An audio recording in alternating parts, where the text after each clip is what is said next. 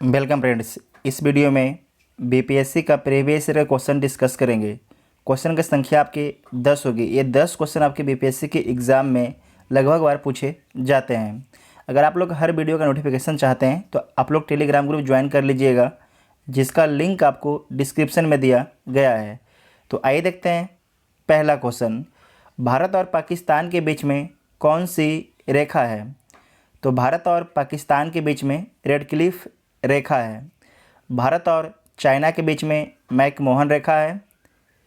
USA और Canada के बीच में 49 डिग्री नॉर्थ अक्षांश रेखा है। यूएसए और कनाडा के बीच में, ठीक है। डुरंड रेखा अफ़गानिस्तान और पाकिस्तान के बीच में है। नेक्स्ट क्वेश्चन है कि आधुनिक बिहार का निर्माता किसे माना जाता है? तो आधुनिक बिहार का निर्माता सच्चिदानंद सिन्हा को माना जाता है। तो ए इसका राइट आंसर हो जाएगा। आपको ध्यान रखना है कि सच्चिदानंद सिन्हा जो है संविधान सभा के प्रथम अध्यक्ष थे। सच्चिदानंद सिन्हा संविधान सभा के प्रथम अध्यक्ष थे। बिहार प्रांतीय किसान सभा का गठन किसने किया? तो बिहार प्रांतीय किसान सभा का गठन स्वामी सहजानंद सरस्वती ने किया। तो ए इसका राइट आंसर हो जाएगा। और कब किया? तो 1929 ईस्वी में किया है। आपको ध्यान रखना है कि अखिल भारतीय किसान सभा की स्थापना कब की जाती है? तो अखिल भारतीय किसान सभा की स्थापना 11 अप्रैल 1936 ईस्वी को कहाँ पर की जाती है? लखनऊ में। और किसके द्वारा? तो सहजानंद सरस्वती के द्वारा। और इसके प्रथम अध्यक्ष कौन होते हैं अखिल भारतीय किसान सभा के? तो स्वामी सहजानंद सरस्वती। साथ में आपको ध्यान रखना है कि वर्ष 1928 ईस्वी में आंध्र प्रांतीय रैयत सभा की स्थापना किसके द्वारा की गई थी? तो एनजी रंगा के द्वारा। उड़ीसा में मालती चौधरी ने उत्कल प्रांतीय किसान सभा की स्थापना की। तो उत्कल प्रांतीय किसान सभा की स्थापना उड़ीसा में किसके द्वारा की गई थी? तो मालती चौधरी के द्वारा। नेक्स्ट है कि डच ईस्ट इंडिया कंपनी ने किस वर्ष अपनी पहली फैक्ट्री पटना में स्थापित की? तो आपको ध्यान रखना है कि 1632 ईस्वी में 1632 ईस्वी में जो है डच ईस्ट इंडिया कंपनी जो है अपनी पहली फैक्ट्री पटना में स्थापित करता है। और पटना में कहाँ पर स्थापित करता है? तो पटना कॉलेज के उत्तरी इमारत में स्थापित करता है। और ये बिहार से सोरा, चीनी, सूती वस्त्र, अफीम का निर्यात करते हैं। 25 नवंबर 1759 ईस्वी, इसको 759 ईस्वी में बेदरा के युद्ध में डचों को अंग्रेज़ों द्वारा पराजित किया गया। तो आपसे एग्जाम में पूछा जाएगा कि बेदारा के युद्ध में डचों को कौन पराजित किए थे? तो अंग्रेज। और कब? तो 1759 में। वेरी वेरी इंपॉर्टेंट है ये पॉइंट। नेक्स्ट है कि बिहार में स्वराज दल का गठन किसने किया? तो बिहार में जो है स्वराज दल का गठन श्री कृष्ण सिंह ने किया। कौन किया? श्री कृष्ण सिंह ने। तो ए इसका राइट आंसर हो जाएगा। स्वराज दल का गठन किसके द्वारा किया गया था? बिहार में तो आपके श्री कृष्ण सिंह के द्वारा। अगर पूछा जाएगा सिर्फ रहेगा स्वराज दल का गठन किसके द्वारा किया गया था? तो ये किया गया था मोतीलाल नेहरू और चित्तरंजन दास के द्वारा। ठीक है, फिर से बोल देते हैं। अगर बिहार में स्वराज दल पूछेगा तो श्री कृष्ण सिंह। अगर सिर्फ पूछेगा कि स्वराज दल का गठन किसने किया, तो मोतीलाल नेहरू और चित्तरंजन दास ने। ठीक है। नेक्स्ट क्वेश्चन है कि अपने शिलालेख में अशोक समानता किस नाम से जाने जाते हैं? अपने शिलालेख में जो है अशोक समानता किस नाम से जाने जाते हैं?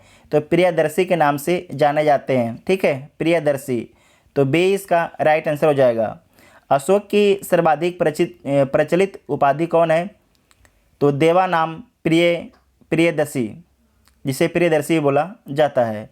4 लघु शिलालेख में उनका नाम जो है अशोक उल्लेख होता है। तो कौन कौन वो अभिलेख है? मस्की का अभिलेख, गुर्जरा का अभिलेख, नेटूर का अभिलेख, उद्गोलन का अभिलेख। अशोक के शिलालेख जो है 4 लिपियों में मिलती है। वेरी इंपॉर्टेंट है। तो 4 लिपि कौन कौन है? ब्राह्मणी, इसे कर लीजिएगा, ब्राह्मणी, खरोष्टी, अरमाइक और ग्रीक। अशोक के शिलालेख है उसे सर्वप्रथम कौन पढ़ा था? तो जेम्स प्रिंसेप ने पढ़ा था। और ये कब पढ़ा था? 1837 ईस्वी में। ये यूपीएससी का पूछा हुआ क्वेश्चन है, इसे बीपीएससी भी पूछ चुका है। ठीक है। नेक्स्ट क्वेश्चन है कि इनमें से कौन गुप्त काल में औषधि के क्षेत्र में अपने कार्य के लिए जाने जाते हैं? तो कौन जाने जाते हैं? सुश्रुत। तो ए इसका राइट आंसर हो जाएगा। भारत में शल्य चिकित्सा का जनक किसे माना जाता है? तो सुश्रुत को माना जाता है। ठीक है। सुश्रुत को धन्वंतरि से शिक्षा प्राप्त हुआ था। ठीक है, किससे प्राप्त हुआ था? धन्वंतरि से सुश्रुत को शिक्षा प्राप्त हुआ था। सुश्रुत संहिता आयुर्वेद और शल्य चिकित्सा का प्राचीन संस्कृत ग्रंथ है, इसे याद रखिएगा, वेरी इंपॉर्टेंट है सारे पॉइंट। नेक्स्ट है कि निम्नलिखित में से प्राचीन भारत की कौन सी लिपि दाहिने से, ठीक है, दाहिने से बाईं ओर लिखी जाती थी? तो कौन सी लिपि थी? ये आपके खरोष्टी लिपि थी। कौन सी लिपि थी? खरोष्टी लिपि। तो बी इसका राइट, सी इसका राइट आंसर हो जाएगा। ठीक है, खरोष्टी लिपि, तो सी इसका राइट आंसर हो जाएगा।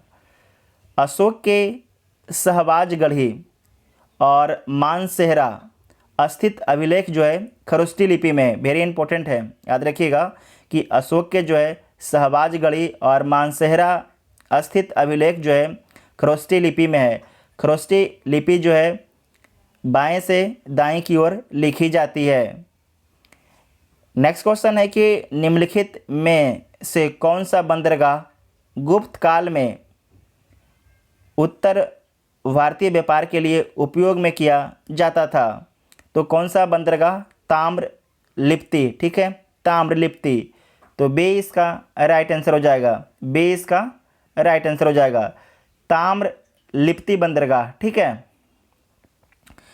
नेक्स्ट क्वेश्चन है कि मुगल चित्रकला किसके नेतृत्व में अपने शीर्ष बिंदु पर था? वेरी इंपॉर्टेंट है। मुगल चित्रकला किसके नेतृत्व में अपने शीर्ष स्तर पर था? तो आपको ध्यान रखना है, जहांगीर के नेतृत्व में जो है चित्रकला अपने शीर्ष बिंदु पर था। ठीक है। और आपको ध्यान रखना है कि अगर यहाँ तक पूछा चित्रकला, अगर पूछेगा स्थापत्य कला किसके नेतृत्व में अपने शीर्ष बिंदु पर था, अगर स्थापत्य कला पूछेगा तो हो जाएगा आपके शाहजहाँ। ठीक है, शाहजहाँ। रेड फोर्ट का निर्माण जो है शाहजहाँ के द्वारा ही कराया गया था।